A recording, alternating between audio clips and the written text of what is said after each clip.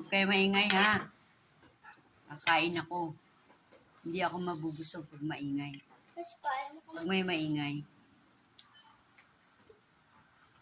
Ito talaga ang maganda pag nasa sariling bayan ka. Nakakakain ka ng tortang talong. Di ba? Bagong luto, mainit pa. Tapos, meron tayong kulay pula or kulay brown. Kulay pula na kanin. So, meron pa dito. Marami pa yan. Oh. Tapos, meron tayo ditong ito ay tinatawag na bayi-bayi. Ito yung sinasabi ko na gusto kong kainin pag-uwi ko. Isa siyang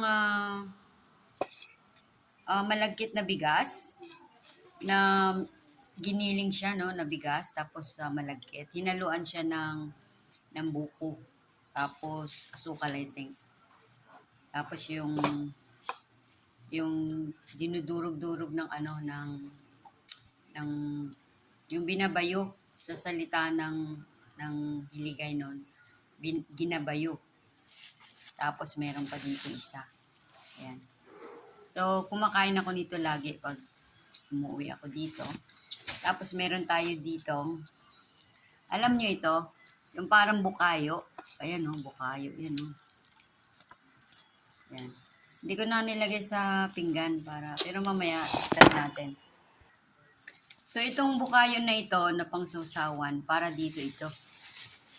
Para dito sa, I think, malagkit na bigas din ang laman nito.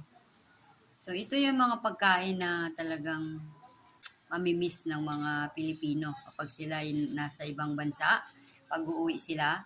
Ito mga ganitong pagkain ang hinahanap-hanap nila ng mga snack. Yeah. So, ito na muna. Enjoy ko muna yung aking lunch. At meron pang mga nire-ready na ulam doon. Something like munggo. O, diba? May munggo, pritong isda. So, mamaya naman uli yun. Kain muna ako.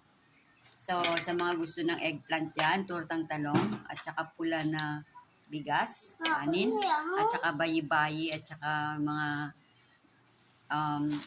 bukayo na to.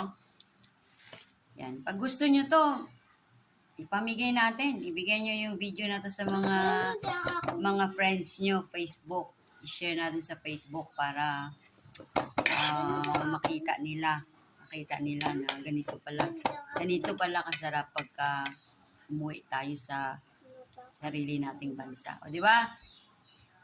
Likes, comments, and share. Subscribe na rin. See you again next time.